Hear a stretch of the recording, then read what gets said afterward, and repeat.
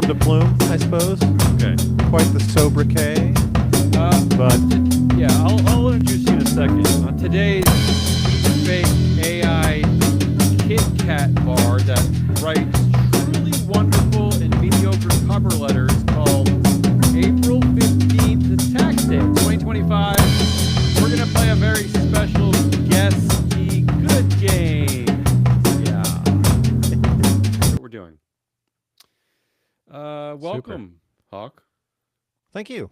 Damien. Hawk is a founding member of our Business Pants Corporate Theater as a writer, performer, editor, and I'm pretty sure you bring pastries occasionally? I tried to anyway. Yeah. That's all I'm going to say because that's all you need to know. Matt is out. I don't know where Matt is. I think he's on the moon or maybe Nice. maybe he's on Canada. It's one of my I don't know destination spots of choice. So So thank you for joining us, Hawk. Our show today is being sponsored by FreeFloatAnalytics.com, the only platform measuring board power, connections, and performance for free. It's all for free. FreeFloatAnalytics.com. Sounds like you just fell into your microphone. Is that right? I did actually. I didn't know if that was audible. I don't know where Hawk is. I have no control over his audio equipment, so I don't vouch for anything he does. If he's, I'm also on the moon, but Okay. I'm on a totally different sea, so it's not where Matt is. thank But you I did see him. I saw him last night at the gala. Okay. Thank you for joining us, Hawk. I'm gonna keep this simple for you. We're gonna play a good old fashioned good game. I don't know if you've ever heard the good game, but here's what we're gonna do. I've collected a bunch of headlines just over the past few days, just things that tickled my eardrums, as they do. And I'm really just going to present you the headline, maybe a little summary of the story, although often the headline kind of does all the work for the story for you. And we don't need facts.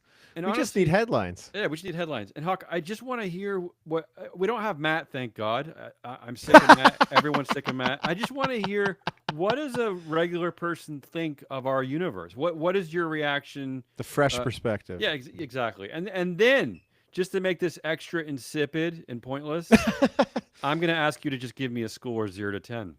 And I don't even know. And it could just because you love the headline, you hate it, you're just in a good mood. You're whatever. It doesn't even, it's just up to you. It's you're in you never control. know. You're in control. Yeah. All right. And this is tonight's rating. I mean, tomorrow I could have a wake up with a totally different rating. Exactly. Keep you you read my mind. And I'm gonna just to make this extra annoying, I'm gonna play a little bit of music underneath you so this really gets exciting. Fab. There we go. All right. This is a good game. April 15th, 2025. Hawk. I'm with Hawk. Let's do it. I'm going to start you off with, to be honest, Hawk, we have a lot of AI on this list. Yes, I'm we going to do. warn you, okay? We're going to start with this headline, Meta. You know what Meta is? Meta platform? You heard of it? Oh, yeah. Meta? Yeah, Zuckerberg. Yeah, exactly. Mark Zuckerberg. Here's the headline. Meta wants you to use your phone as a second screen in movie theaters to interact with a chatbot. Now, Hawk. Boo! I gotta tell you, everything I just said is true. It's real. Like, Yeah, I mean, sound made up. Nothing surprises me these days, so that does make sense. So What's the movie? So specifically, the technology is called Movie Mate, which is just stupid. Sorry, Movie Mate. And Paper Mate and Coffee Mate are the only two mates I'm okay with.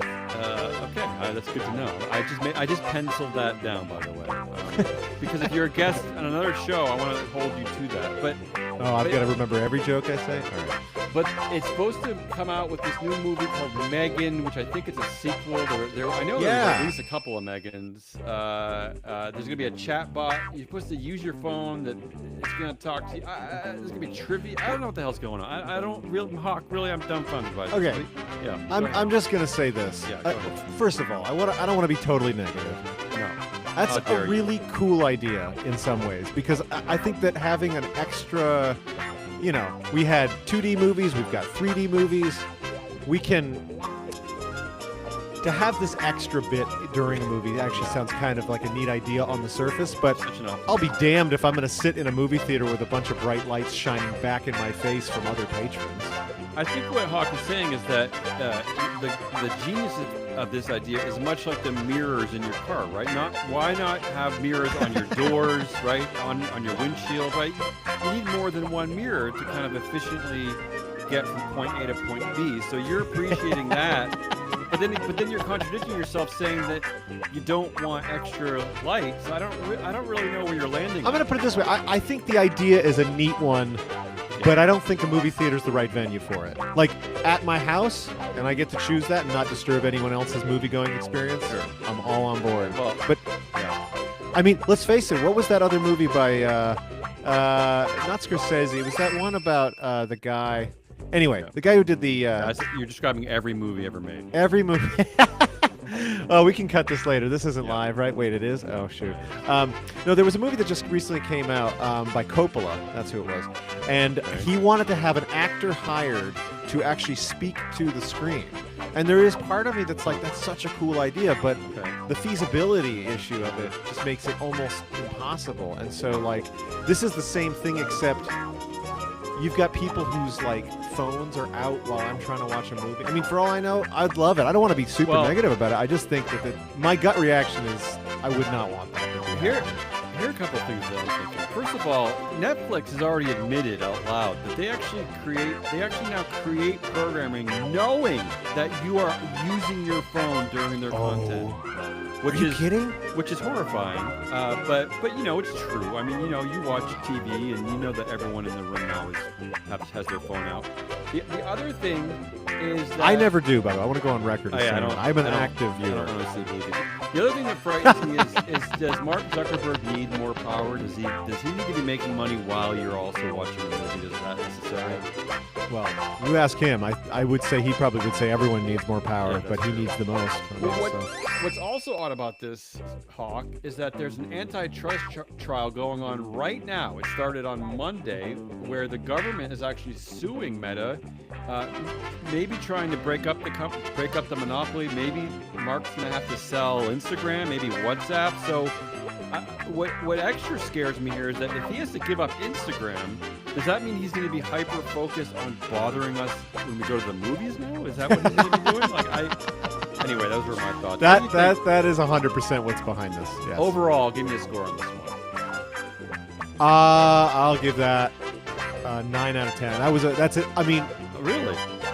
Well, because I do like going to the cinema, but lately I just feel like, okay, I'll put it this way before we move on. Post-pandemic, people just seem to think that the cinema is their living room, and so this is just one extra step toward that trend that I want to eradicate. So no, I'm not on board with this really at all. So it does intrigue me. I'll give it a 9 because that's a weird. So the 9. But I don't know what else you've got in the pipeline. Maybe I should give it a 7. The 9 is representing your hate for the story. Is that what it's doing? It's just a weird story. I never thought I'd hear the day when it's like, we encourage you to use your phones during a movie. I love that you're taking full advantage of the arbitrary quality of the grading here. I love that because I don't 7.5. understand the 9. No, it's too late. It's a 9. All right. Next story, and maybe this relates. In fact, I think it kind of does. There's a story. J.P. Morgan Chase CEO Jamie Dimon. We see Jamie everywhere. Jamie has opinions about everything, and now he has opinions about cell phones in his meetings. Here's the headline. So he wants people to use them? What's that? Go ahead. He wants people to use them in his meeting now to go along with his weird... Actually, it's the opposite. Jamie Dimon hates how cell phones have ruined productivity in meetings. So it's kind of the opposite, right, of what Mark Zuckerberg is doing in movies. So who's right here, right? You know, does that mean we can't watch movies during our meetings? Like I'm extra. Yeah, I mean, bring your phone to a meeting, watch a movie, and then take notes. Right. Yeah. My head is spinning though from like. Why is my phone everywhere? Why does it have to be out or in my pocket? Like, what's happening? Yeah, what do you think about this? I mean, I think he's stating the obvious. I think we've known this for probably 25 years that these phones are distracting and shouldn't be in meetings. I mean, we've been asking people to silence them since 2001. What's strange is that, I mean, this is one of the most powerful men in the world with a net worth in the billions. He's the CEO and chair of one of the most important banks on the globe, J.P. Morgan Chase, and this guy hasn't figured out already how to tell people to put their phones away? Like, what's happening here? Like, why is he struggling with discipline? I don't understand. Like, why? It's strange to me. Can't he just tell people to put their phones away?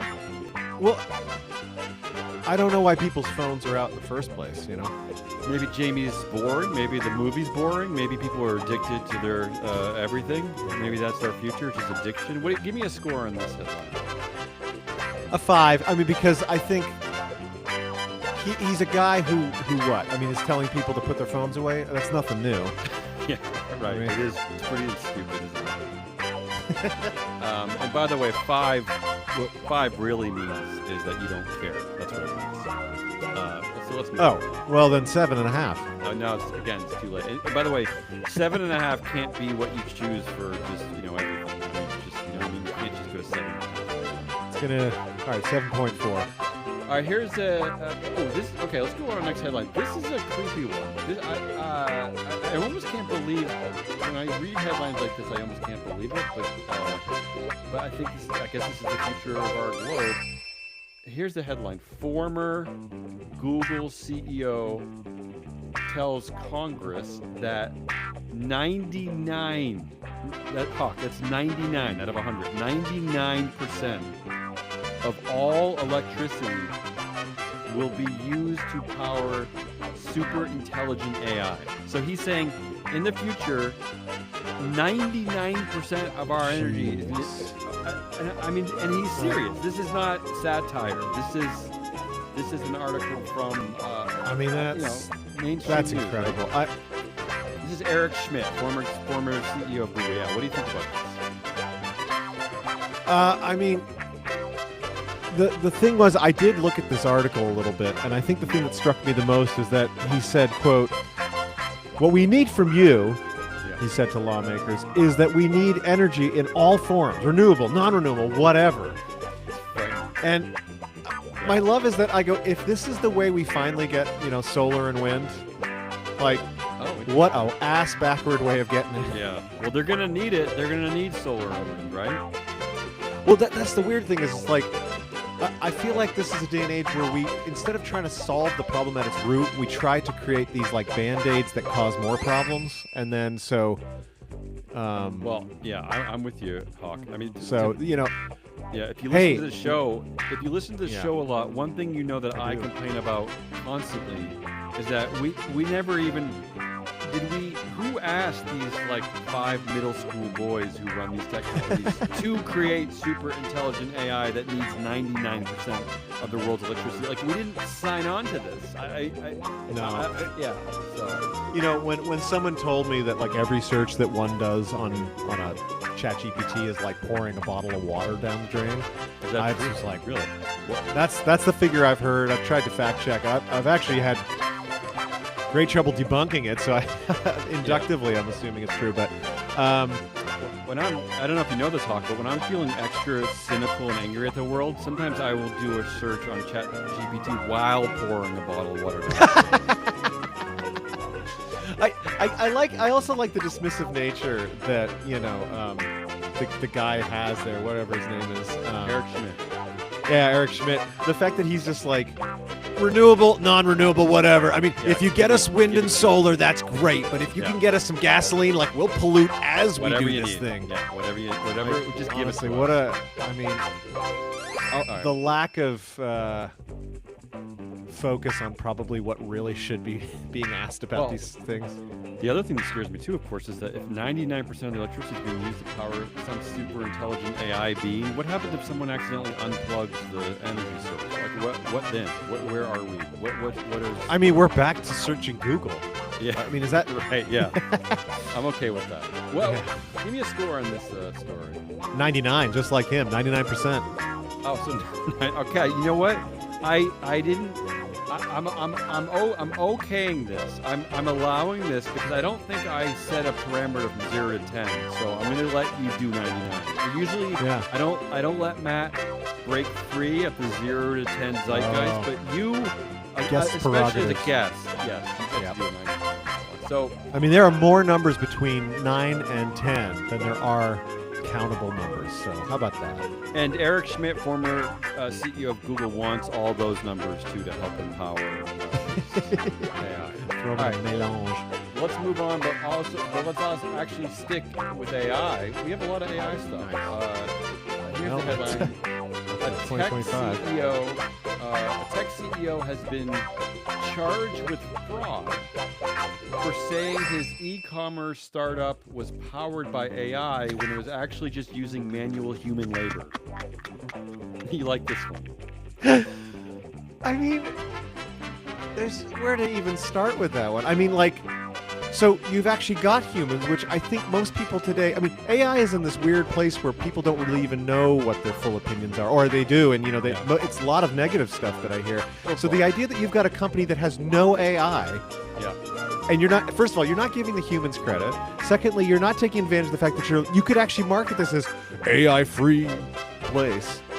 And furthermore, by the way, I don't know when that article came out, but if you're not caught up on Black Mirror, that's literally the plot of one of the Black Mirror episodes. So how about that? Spoiler alert. Yeah. Spoiler alert. Sorry, this is going out live. Yeah, I didn't dive deeply into this story. I'm guessing what's happening here is that he is telling investors that the company is powered by AI and that's why they should be investing. Is that the takeaway? I mean, why not just power it by AI then, if you really want to? I mean, maybe he's not clever enough. Hey, Gary. Gary, we need you to sound a little bit more like a robot. You sound too much like a human. What's even more dystopian about this is that they weren't even like humans in his own neighborhood, his own country. They were actually humans in the Philippines and Romania. Right? Is that not extra dystopian? Well, wasn't the clue that he was in California and suddenly there was a bunch of Romanian coming out of the AI? Yeah. This is I don't know how I feel about this. How about this too, Hawk? I forgot to tell you. The company, the startup, the tech company, is called Nate. N-A-T-E, like the name Nate. So it's extra confusing, right? It just sounds like a company's like a guy. It's a dude. I mean, yeah, so it's just Nate, and then you have to bring out your phone when you talk to him as a little companion because it's Megan's brother. Yeah. What are you talking about? I think I might Nate's the guy in the room. That's the human labor. I think I might be happy about charging. What do you think? Give me a score on this one. Totally ludicrous. 8. 8. I like it. Again, we are joined by Hawk, one of the founding members of the Business Plans Corporate Theater. Those episodes still exist, so go to your podcast source, and you have to go back a little bit, but they're all there, and you should download them, you should listen to them, you should enjoy them. Hawk is of course, you think we're good when we just off the cuff. Listen to us when we have a week to write it all down. Hawk is fabulously talented, but let's move on to our good game, April 15th. The next headline... This is a little AI-ish, but not really. Maybe not AI-ish. Maybe more just futuristic. DoorDash. Do you ever use DoorDash, Hawk? Never. I don't either, actually. I don't really see the point of it. I just drive to the place and grab it. Yeah. That works too, right? What? Or I have this thing in my home called a refrigerator, and I just kind of open the fridge and I take out food and I kind of put it. Yeah, rice costs about a couple cents per meal, so it does a little bit more affordable. Here's the headline: DoorDash is now sending food in delivery robots. It's a robot called Coco, who looks like a small cooler on wheels. Does that work? It's not very futuristic. I don't know. It's not very clever. It's like, Coco? You watch Metropolis, by Fritz Lang, and it's like suddenly this little guy comes out and it's like giving people Coca-Cola and stuff. Yeah. Isn't there something like that on John Mulaney's live show? Not to plug a different show, but... No, go ahead, please. He's got like a little thing, a Samo, he calls it, and it's got little eyeballs, and it goes around, it's a little cooler, and... Actually, that's what it looks like. That's what Coco looks like. It looks like basically a cooler with eyeballs. Yeah. Yeah, you know what it really looks like to me? It looks like, remember Clippy? Remember the Microsoft Word little thing? I mean, it looks like just a stupid, why not get more creative? I don't know. Does it know karate? Because I just imagine everyone would just kick it into the curb, right? And then then its wheels don't work, right? Maybe you are. Speaking of the Karate Kid, is it the Karate Samo? Coco? What do you think about this? I mean... How is this even gonna work? I mean, like, is it? I don't know. Is it gonna be driving down the street? Like, it's literally the size of a cooler you bring to the beach. Like, where is it driving? On the highway? Like, I just don't get this. On a sidewalk? It's got to be a sidewalk. Aren't right? people gonna kick it? Like, that's all I can think of is that. I mean, I'd pet it and give it a treat, but you know. Well, you're a kind person, but a lot of people are going to be frightened, and they might overreact by doing something rude to it, or maybe just what if they open the top and take the burrito? You know, like. Well, yeah. I mean, how do you? What is there like a code that you have to do? How does this work? I don't know. I don't like it though. What do you think? Give me a score. I mean. Again, robots taking our jobs, right? I suppose that's kind of one of the big concerns as well. I like that we were out for the welfare of the robot, not the humans whose jobs it's taking. Yeah, honestly, I would be much more comfortable with someone actually getting a wage to bring me my muffins. Honestly. If this thing can't provide funny videos from my, door cam as he delivers, then there's no point. Well, he's not slipping on the ice and providing us with viral videos. Maybe Mark Zuckerberg can install a screen on it, and then you could, right? You could like look at that while watching a movie, have a little progress cam. Yeah. So what do you think about this? Give me a score. 7.1 because you said I couldn't do 7 again. Okay. All right. I like these. These are great. I mean, these are very interesting. These are it's a more lighthearted look. The good game is supposed to be a bit more. We're trying to get out of some of the doomy negative headlines that are everywhere in this world, right? So too much. A little bit of levity today. No matter where you stand, there's always something wrong. So actually, that's true. It doesn't matter if you're on the left or the right. Everyone just seems to be angry together. Everyone has hands in anger. Got something that they're not happy with. Yeah. I'm not even going to judge you on that, but there's a lot to not be happy about. So here's the next headline. I'm not really sure why this is one of the ones we chose, but this is from the New York Times. The headline is, if it exists, someone has left it in an Uber. The company's annual list of items passengers have left behind includes a mannequin head with human hair, a urinal, and a chainsaw. Why is what Scorsese movie is this? Yeah, and what are we doing, New York Times? Like, we're talking about lost and found in cabs now? Like, what are we doing? There's plenty of stories to write about New York Times. This is a weird one. I mean, that said, I'm still fascinated by it. Yeah, you do love it. I mean, those weren't all three the same guy, right? I like same trip. It wasn't like a urinal and a mannequin head and a chainsaw at one time. They actually could be. I like how the article writer focuses on a mannequin head with human hair. Like, that's worse than like a mannequin head with like turtle hair or something, right? Like, is human hair creepy? Like, we all walk around with human hair. Are we supposed to be creeped out by that? Well, yeah, but I mean, no, I'll be honest. Like, wouldn't that be weird? Like, you see a mannequin and then you're like, whoa, that's like human hair. And like, why isn't that human hair being like locks to love? Why is it on a mannequin? Right. Well, what if you're in the fashion district in Manhattan? You're gonna be freaked out by a mannequin? I mean, if it moved. The urinal, I don't like the idea of a urinal being in the cab because unless it's Marcel Duchamp from the 1920s and his Dadaist revival, something like that. Why? Because it must be a used one, right? Yeah, I'm guessing it's one of the stinky urinals that us men have to cook. It's probably still got the cake in it. So what do you think about this one? What do you? 6. That's 6. Okay.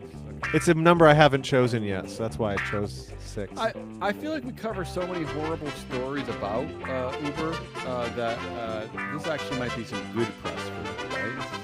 It's kind of cute. I mean, at what point does the driver keep it? I mean, what do you do? I mean, a chainsaw is probably pretty useful, actually. I'd keep a chainsaw. I mean, if they didn't claim it. Yeah, it's true, right? I mean, I'm guessing the lumberjack who took an Uber from the Bronx to Manhattan probably did claim it, right? The chainsaw. I mean, that's kind of their livelihood. So. All right, let's move on to actually. This is our first kind of depressing one. I don't like this story. Sam Altman. This has been too light. Yeah, you know who Sam Altman is? Robert Altman's son. I don't know. Oh, that would be interesting. Actually, I don't know that he's not Robert Altman, the film director's son, but I've never heard of that. But maybe this would change your opinion of the story. So Sam Altman is the CEO at OpenAI, which puts out the product Chat GPT, right? One of the leading AI, search engine? I don't even know what you call it, products. So here's the headline. Sam Altman says Miyazaki, who is the great Japanese filmmaker who known for movies like My Neighbor Totoro and a whole list. Castle in the Sky. Yeah, Spirited Away. All wonderful, beautiful movies. Yeah, gorgeous. He says that Miyazaki just needs to get over it, and what he's referring to, Hawk, is that OpenAI is using an image generator that creates these fake versions of Miyazaki-style illustrations that became really popular. But of course, the guy, who created this is very anti-AI. He's very pro-human creativity. He's very upset about this, and so Sam Altman's just like, I don't care. Like, talk about it. I'm going to be really frank. I think that I have a very mixed reaction to AI. It's probably, I think a lot of people fall really on one side or the other. It's superb or it's horrible. And I think I'll start where it's good. I think where it can plow through the internet for you and you don't have to be the guy that, you're not spending 45 minutes trying to find an answer that could just be given to you. Like, that's great. How do I do this? Here's some steps. Whereas I think it's got a sinister side is when it, first of all, the environmental impact, which is, we talked about that earlier. Right. But where it turns into art, if it was totally original, I probably would have very little problem with it. But the fact that it's like, create something that Miyazaki would never do and make it weird, and now everyone can just get this guy's like real brain power for free. Like, that's where I'm really against it. I think in the creative parts. I just saw the other day that Mr. Rogers asked to have Burger King take down one of its commercials that kind of, because it had a little like mock version of him, and he said, "Look, I don't want to confuse the children about like this." And this to me is exactly analogous to this. It's like, look, I'm Miyazaki. Here's my artwork. How dare you That's like if I did it, right? I'd be sued, Right, like that's the thing about this that drives me crazy is that no matter what you think about AI, if the artist himself is coming out saying boo, then just respect the artist. I mean, right? I mean, not every artist is going to say boo, right? I mean, here's the other crazy thing about this story is that Sam Altman is in an interview talking about this subject claimed that 30 years ago it was, quote, impossible to make videos because you needed things like a camcorder and VHS tapes, because editing was complicated, and because there was no internet and no YouTube. Now, I hate to break it to Sam Altman, but 30 years ago was 1995. First of all, Sam, the internet actually did exist then. Yep. And second of all, there was an entire film and TV industry that had already existed for like 60 or 70 years. They actually were making movies. They actually did not find it impossible to make movies in 1995. Oh, I mean, think about the Raimi brothers Stupid thing doing it on a budget with a couple of film cameras. But what a dumb reason to like be defensive. It's just a stupid thing to say. I'm just kind of shocked. Well, also, if your reason for defending stealing people's work and ideas is that I couldn't come up with them, that's just plagiarism, pal. Isn't that basically what he's saying, though? Is that it was hard to be creative and to be an artist 30 years ago, and now it's maybe for you, Sam. Right. I don't like that story. I gotta be honest with you. I don't like it. Oh, am I rating them on how much I like the outcome? No, I'm not playing the game, and I shouldn't even be leading my guest. I'll say this. You give me a score. I think Sam is completely in the wrong on this. I think he ought to, look in the mirror and just think about fact check himself, because the veracity of that is pretty questionable, but also just the morality. I mean, the guy says, "Please stop stealing my stuff," and you go deal with it. I mean, come on. Get over it. Yeah, get over it. What's your score? Well, you get over it, Sam. Yeah. Go do something. I don't know him. I don't know him at all. So maybe I'm speaking. Maybe he's the most creative guy on the earth. But, jeez, that's dark. So I'll give it an 8 for interest and Yeah. a 3 for what I think this guy. So, am I giving it 11, or am I averaging? Or should I average those two together? I'll say a 7 out of interest. I've been doing interest, so we'll say 7. Or 8, whatever I said. Yeah. Get over it. I'll give you a 7 on this one. We only have 2 more headlines for you, Hawk, and I again appreciate you joining us. It's my pleasure. Thank you for having me. The tax day version of Business Pants. Where is Matt? Matt is flying. The moon. Yeah, no one cares. No one knows. Okay, this is a great one. Forget AI. Forget everything you know about AI. Forget everything we've been talking about up to this point in the show. This is as beautiful and simplistic as it gets. Here's the headline. McDonald's is doubling down on lemonade. McDonald's made the announcement on their website that they're making lemonade. They're making lemonade. Lemon juice, sugar, lemonade. Right? So lemonade. okay. Yeah. Yep. Okay, I'm reading this. That's the headline. Featuring real lemon juice, bits of lemon pulp, real cane sugar, handcrafted by our beverage experts. So fucking lemonade, like what kids sell by the side of the road. Lemonade.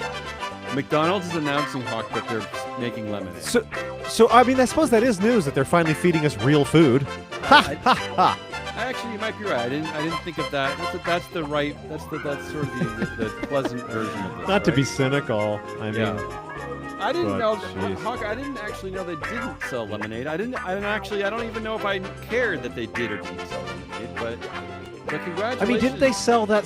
Like Kool-Aid, sugar with water type thing? I don't know. I don't really. I mean, okay. I mean, I'll put it this way. That's good. That's certainly a step in the right direction for any place. Like, hey, we had real food in our food, but right. Yes. Which suggests that everything else might be a little bit creepy.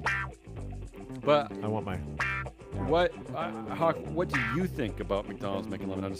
Give me a score. 5. 5. All right, so you don't care. You're right in the middle. I mean, yeah, it's not. I mean, all that fanfare. All right, well, you ready for I mean, one it's more? funny. You ready for Made one me more? laugh the hardest, I think. One more. Yeah, let's do this. Yeah, I gotta be honest, Hawk. I was tickled by that one too, because just because how dumb it is. I just love simplistic headlines like McDonald's is just making water. Was that the hard-hitting Times again? Yeah, exactly. All right, here's the last one, and again, this headline. This is out of Fortune magazine. It doesn't seem real when you read headlines like this, but it is. Vimeo CEO says not using adverbs helps put the focus on customers. Here's why he thinks it helps companies to not lose their way. Right? And here's a quote from Vimeo CEO Philip Moyer saying, when we would write press releases, we weren't allowed to use adverbs. He's talking about, I think he's talking about his time at Amazon. So he's in this he's anti-adverbs. He is against adverbs. This is a news story from our great American CEOs hating adverbs. Yeah. So I'm reading this one, and I noticed he said, "I would tell you that it was a really instructional reset." Yeah. I'm just gonna kind of emphasize that word. I will point out that we actually covered this story on a previous episode of Business Pants, and we discovered that we looked at his executive bio, and we looked at the press release announcing his appointment as CEO, and there were 4 adverbs in his bio and 10 adverbs in his press release. 10. So I don't know what to make of this. What's the benefit, though? Yeah. What's the benefit of getting rid of adverbs? Is that what you're saying? Because I genuinely don't understand. See what I did there? Well, Hawk, I feel like nobody has talked about Vimeo since like 2010. So maybe this is why. Maybe this is. I mean, no news is bad news, I suppose. Right? I don't understand this one. I don't know why this is the big issue over at Vimeo. I guess Vimeo's gotten everything right. I guess they're beating YouTube. They're beating everybody because I don't know. I don't know what to say. I mean, I love it. I love when we get to see headlines like this and stories like this, but I'm kind of dumbfounded. Okay, so I'm just trying to think. So I'm going on Amazon, and it says, I mean, I'm trying to think. I mean, this is such a nothing burger of a story, to quote whoever that was. But like, so I'm going on, and I go, oh, I really want to buy this rubber stamp that says, I love adverbs. And so then it says on there, this is a really big, I mean, I suppose they're superfluous in a description for something on Amazon, but like, I mean, this is where they're using their time and energy is to like eradicate the adverb on these descriptions. And announcing it and having articles written about it. Yeah, it's I mean, like you say, I think this is more like, Vimeo, remember us? Yeah. Yeah, I'm torn on this one. I absolutely love it. Sorry, I used an adverb there, and yet I really, absolutely okay. I really hate it. So that's 2 adverbs. Yeah. So give me a score. Give me a score on Vimeo 2. CEO. 2, really? All right. Well, the grammarian in me really enjoys this. I've got to really sleep on like this idea of like, should I avoid? Like, it's given me an existential crisis, and that's why I'm giving it a 2. Because maybe I used too many adverbs. I'll be honest with you. I was talking to an actor and a writer yesterday who he graduated from Columbia University with an MFA in poetry, and he actually agrees with this guy. He agrees. He's anti-adverb, but my point of view on this was, there's nothing wrong with adverbs. It's just wrong. There's just something wrong with lazy writers maybe abusing adverbs. But there's a clever way to use all parts of speech. I just don't know why the adverb right? I think that's where I'm kind of like my instincts are going. I think my biggest thing is when people repeat a word unnecessarily. Like if they want to really emphasize. I love repeating words. I love repetition. Oh, I hate it. Like when they say, "Oh, it was very, very big." I go, just say it was enormous. Very, very big. It was. No, it wasn't. It was very big, or it was enormous. Don't say "very" twice. Just say it. No, I don't like. See, that's my big thing. But see, again, this is so arbitrary. Like, I saw the dismissive look on your face, and I was just like, "You're absolutely right to be that dismissive." It's so like, you want to say "very, very," go for it. Yeah. Like, what does my opinion matter? Who cares about what I think about grammar? Like, who cares about what this guy said? That's the thing I don't get. Is like. If I'm going on to Amazon and an adverb is a perfect way to describe this thing, Hawk's really getting heated up over this. I mean, really, what if it's an overly used thing? Like that's Well, I will tell you, an adverb. What's overly used at this point is us and this show. That's the end of the this good music. Game. Let me wrap you up here. Let's get out of here. Wow. I'm gonna play us out. Hawk, I really appreciate you coming, joining us. One of my favorite good games ever. Pleasure. Joined by, I don't know if it's because Hawk joined us or because Matt wasn't here, but either way, it's one of the best good games I've ever been a part of. And let me give you a final score. Somehow, Hawk, on a scale, remember, now I do all my good games on a scale of 0 to 10. Somehow, your average score for the week, for the game today, was 16. Yeah. You broke right through the barriers. This is the most positive good game ever, right? 16. 16 out of 10.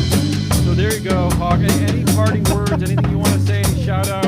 Or should we get out of here? No. I'll just say thank you very much. Thanks to you. Thanks to Matt. Thanks to Free Flow Media. It's nice being back on the show. And great to have this has been an absolute pleasure. So thank you. It's been absolutely pleasurable. Thank you. That's it. That's business. Sorry, I'm looking at my phone right now. That's why I'm distracted. Yeah. How many phones are you looking at? That's 2. One for Megan, one for you. That's Business Pants for April 15th, 2025. This is Free Flow Media. Join us again, maybe at the end of the week. Maybe we'll do another show. Matt's back next week. Who knows? Maybe Hawk will come back. Well, it's all a mystery. Yeah, I'm not going to